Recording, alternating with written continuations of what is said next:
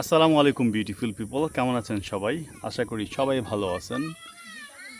এই মুহূর্তে আমি আছি নড়াইল লোহাগাড়া এলাকায়। সো এই গ্রামটাকে আসলে একটা নদী ক্রস করেছে, আমি নদী ঘাসা এই গ্রামটা। নদীটার নাম হচ্ছে নবগঙ্গা নদী। আম, এই এলাকার যারা আছে লোকাল, সো আমরা নদীর পাড়ে এসেছিলাম, এসে বসে নদীর পাড়ে বসে নদীর মুক্ত বাতাস উপভোগ করতেছিলাম। তো গ্রামের লোকজন দেখতেছিলাম যে শাওয়ার করতেছে এখানে। এখন বাজে হচ্ছে, কে নামছে?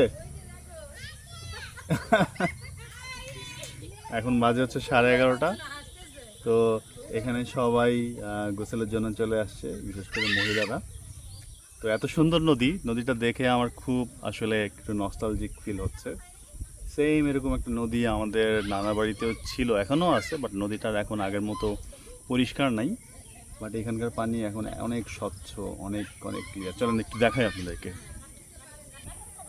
এই যে দেখেন কি জোস, কত সুন্দর পানি, তাই না? জোয়ার ভাটা হয় নাকি এই নদীতে, তাই সবসময় পানি পরিষ্কার থাকে।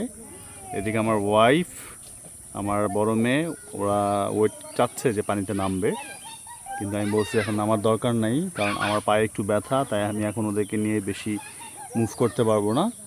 বাট মজার বিষয় হচ্ছে গিয়ে আমার ছোট মেয়েকে নিয়ে একজন কোলে নিয়ে নেমে গেছে, ও সুন্দর কোনো ভয় না পেয়ে ওনার ওই মহিলার সাথে নেমে গেছে। আননোন একজন মহিলা, ও নামার জন্য ট্রাই করতেছিল। এই যে দেখেন ভিডিওতে, আমি একটু জুম করে কাছে নিয়ে দেখাই, দেখেন ও আসলে কতটা দুষ্টু। ও আমাদের সাথে কিছু না বলে হঠাৎ করে নেমে গেছে পানিতে, দেখেন।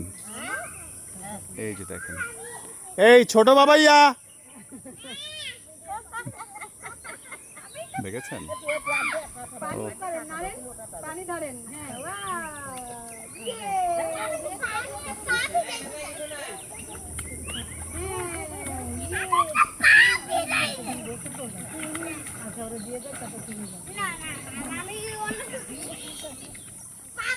এদিকে আমার আমার বড় মেয়ে তো ও ম্যাড হয়ে গেছে যে ও নামছে, আমি নামতে পারতেছি না।